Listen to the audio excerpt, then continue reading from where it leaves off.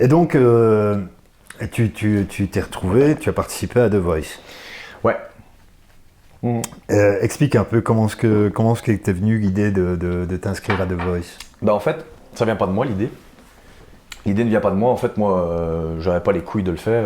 Je me suis toujours dit, qu'est-ce que tu vas aller faire à The Voice? Tu vas être ridiculisé. Il y a des gens qui chantent 100 fois mieux que toi. N'y va pas, ça sert à rien. Et en fait, j'ai un pote, ce même pote qui m'a hébergé, qui est venu à 3h du matin chez moi, qui était en dispute avec sa mère, Denis. J'aurais fait plein de coucou aujourd'hui. Je pense que je vais faire coucou à tout le monde, comme ça au moins tout le monde saura. Mais voilà, en fait, ce gars, il écrivait aussi. En fait, il a fait une chanson pour son papa qui est décédé du cancer. Et il a fait des textes, il a fait un clip, tout ça, avec les moyens qu'il avait aussi. Hein. Il n'avait pas beaucoup de moyens, mais il l'a fait. Et, respect à lui, parce que faire ça alors qu'il n'était pas forcément dans l'audiovisuel et tout ça, c'est bien ce qu'il a fait. Et puis, il m'a entendu chanter une fois dans un karaoké. Il m'a entendu chanter, il me fait « Frère, putain, tu chantes trop bien, il faut que t'en fasses quelque chose, et vas-y, lance-toi. » Et puis moi, je lui dis « ouais, si tu veux. » J'étais pas plus convaincu que ça. Et donc, on a eu le Café des Arts, à Prêter. C'est le patron du Café des Arts, c'est un ami aussi. Enfin, l'ancien patron du Café des Arts, Lino. C'est encore un coucou Lino. C'est un ami qui nous a prêté les clés, qui nous a dit si tu veux enregistrer un morceau, tu enregistres, machin. Donc voilà, on est rentré dans le café, on a posé ma voix et en fait j'ai eu un résultat. En fait, c'était sur un PC. Donc c'est un logiciel qui enregistre ta voix et qui te juge, on va dire. Et qui te donne une note à la fin en fait, je pense que c'est 30 secondes. Ouais, 30 secondes, tu dois chanter devant l'écran. Et après les 30 secondes, tu as une note qui tombe comme ça. Et moi, j'ai eu 4,5 sur 10. Donc je me dis, 4,5 sur 10, c'est bon, c'est mort. Il faut au moins avoir la moyenne pour passer les autres stades et tout ça. Donc je me suis dit, j'abandonne. 2 semaines après, je reçois un mail qui me dit, voilà, vous êtes sélectionné pour faire les sélections pour The Voice et tout ça. Moi, sur le cul, je me dis, comment ça se fait? J'ai eu 4,5, vous n'êtes pas trompé. Donc pour s'inscrire à The Voice, tu dois faire ce truc sur c'est un logiciel. Ouais, en fait, tu vas sur le. Ouais, parce qu'en fait, la première fois qu'on avait fait ce truc, on avait fait toute une mise en scène. J'étais avec mon micro comme ça, je regardais l'écran et je chantais et tout ça. Et puis, mon pote me filmait en contre-plongée, comme ça, il filmait comme ça. C'était d'un ridicule. D'ailleurs, ceux qui passaient devant le Café des Arts, ils se demandaient, mais ils font quoi Enfin, soit. Donc, on était là en train de faire notre mise en scène et tout ça. Et puis, on essaie d'envoyer la vidéo et pas moyen d'envoyer la vidéo sur le site de The Voice. Mais en fait, on a su après que il fallait vraiment. En fait, donc tu cliques sur un lien et quand tu cliques sur le lien, t'as un truc, donc t'as un logiciel qui enregistre ta voix pendant 30 secondes et en fait, c'est envoyé automatiquement je suppose, à The Voice, dans les studios d'enregistrement. Et là, c'est un logiciel qui te juge et là, t'as une réponse ou pas. Et quand j'ai su ça, quand j'ai su qu'il fallait faire ça, je me dis tu sais quoi, c'est bon, laisse tomber, on abandonne. Et c'est grâce à lui, à Denis que ça a pu aboutir, parce que s'il m'avait pas forcé, j'aurais peut-être jamais participé. Donc si, allez, on va le faire demain, t'inquiète, j'ai les clés, on va prendre les clés du café, t'inquiète, on va le faire comme il faut et tout ça. Voilà, d'accord. Et puis je l'ai fait et voilà. Et j'ai été sélectionné, et puis voilà, j'ai fait mon petit bonhomme de chemin, quoi. Ok. Et voilà, c'est une expérience. Après, j'en garde pas un super bon souvenir. T'as été jusqu'où? J'ai été jusque les lives, donc les premiers lives. Donc tu passes les premières étapes, c'est les blinds, donc les auditions à l'aveugle. J'ai été sélectionné par Djali, un chanteur belge, congolais belge, enfin belgo-congolais. Et puis j'ai fait les duels. J'ai gagné mon duel contre le frère du gagnant de l'année précédente. Donc c'est pas rien non plus, c'est pas pour me jeter des fleurs, mais franchement, gagner contre un gars qui a cette expérience-là, qui est musicien, qui a pris des cours de chant et tout ça, gagner contre un gars comme ça, je me suis dit, quand même, c'est pas de la gnognotte, quoi. Franchement, j'étais quand même fier de moi. Et puis, l'étape d'après, c'était les lives, et là, le live, je me suis ridiculisé en public, en fait. Il n'y a plus de vidéo nulle part, donc n'essayez pas d'aller chercher. mais en fait, la chanson que je devais chanter en live, c'était Seul de Garou. Et là, je me suis vraiment senti seul. Je me suis vraiment senti. En plus, l'ambiance le studio était vraiment tout noir. Et en fait, il y avait que des lumières qui partaient du sol vers moi, comme ça. En fait, j'avais la lumière dans la gueule. J'étais ébloui et je me suis vraiment senti seul au monde et seul dans le public parce que ce jour-là, c'est le seul jour où ma mère est venue me voir. Et comme par hasard, le jour où ma mère vient me voir, je me foire comme une bite, quoi. Ouais. Mais il y avait ma petite sœur aussi qui était là.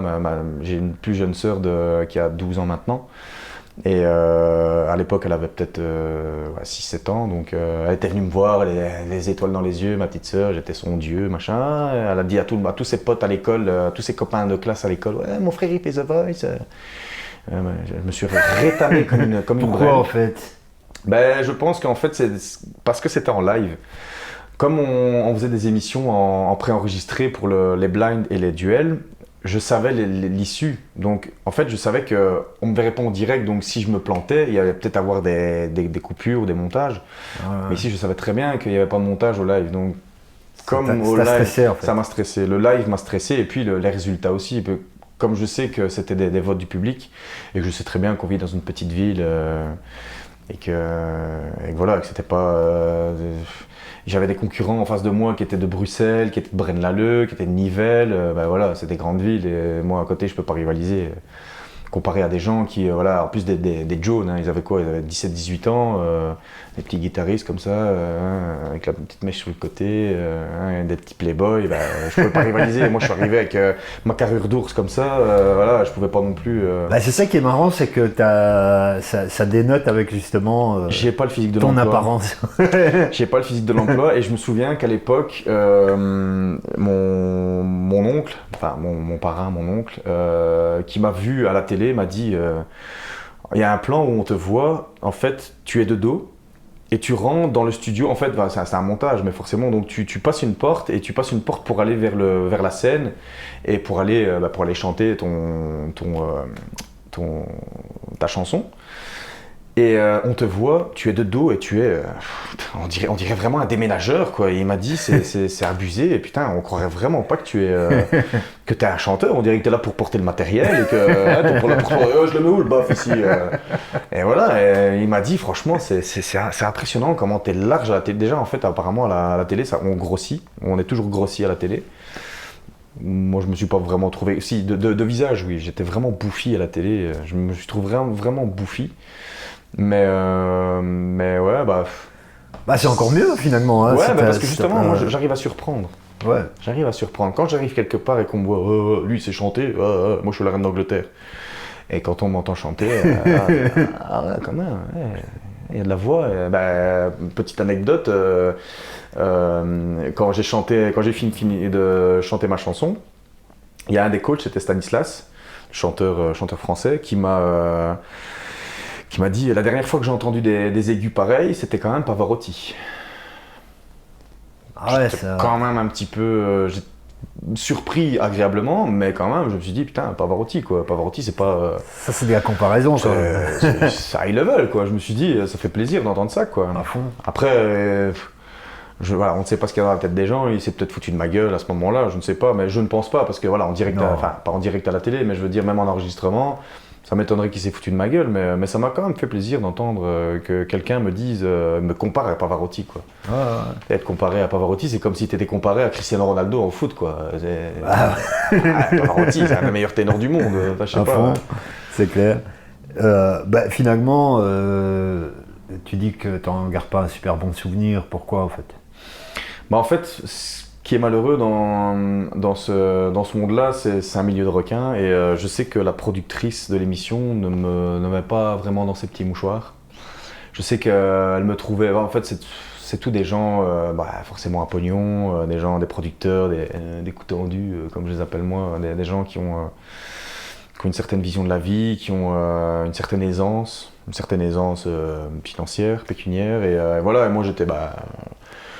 un bon belge, un bon baraki de la Louvière, quoi. Donc voilà, une fois qu'ils ont vu la Louvière sur ma fiche, ils se sont dit, ouais, lui, encore un gros branleur de karaoké qui veut juste montrer un petit peu ce qu'il sait faire, et voilà, quoi. Et puis j'ai vu que dans les coulisses, il y avait beaucoup de personnes qui parlaient sur mon dos aussi. Et voilà, moi quand j'avais quelque chose à dire, je le disais en face. Mais eux, c'est pas leur fort. Les gens, en général, ils disent tout dans le dos. Moi, quand j'ai quelque chose à dire, je te le dis. Je veux pas de porte de derrière, je m'en fous. Ok.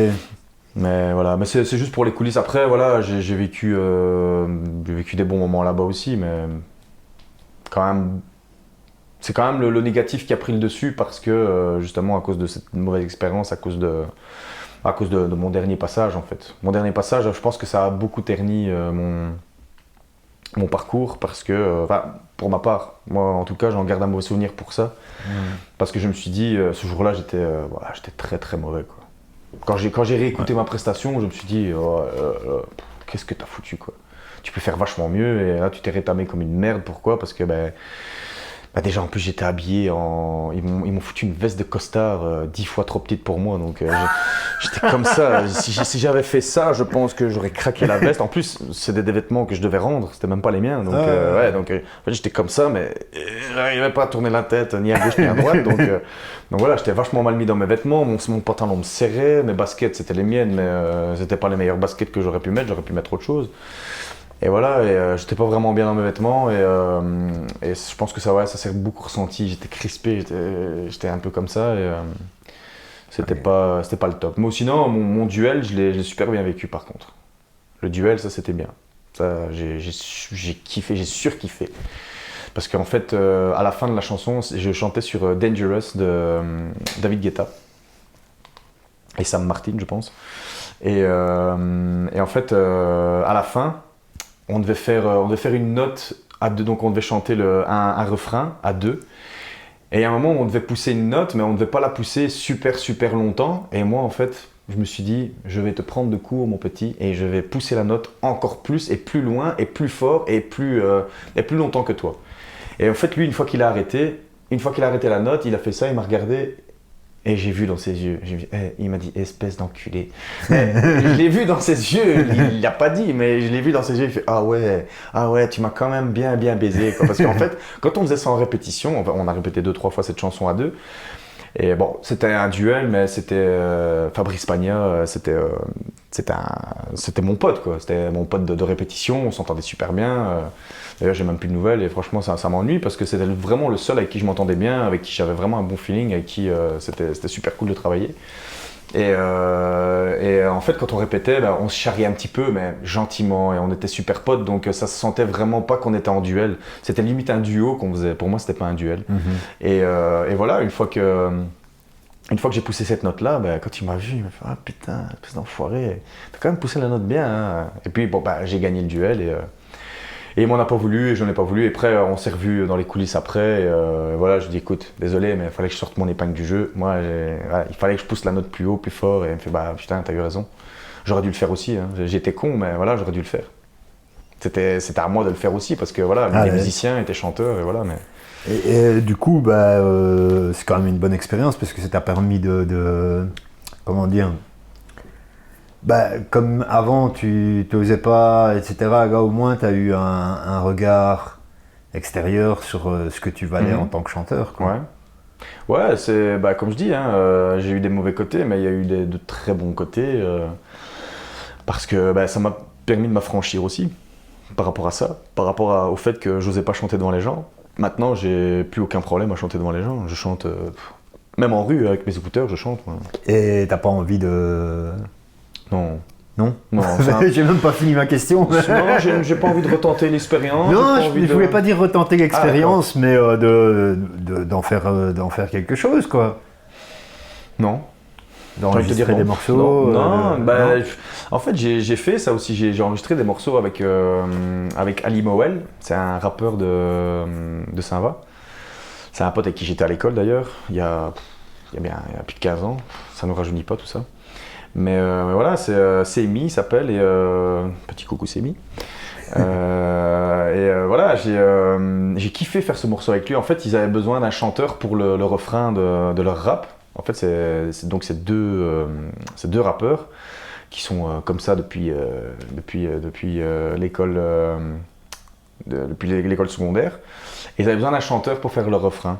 Et ils avaient déjà trouvé quelqu'un et ça ne convenait pas. Donc à un moment, j'ai bu un verre avec lui à la Hublot et il m'a dit mais toi, je t'ai vu, t'as chanté à The Voice et tout, t'as pas envie de faire un refrain avec nous et tout. Bah ouais, quand tu veux.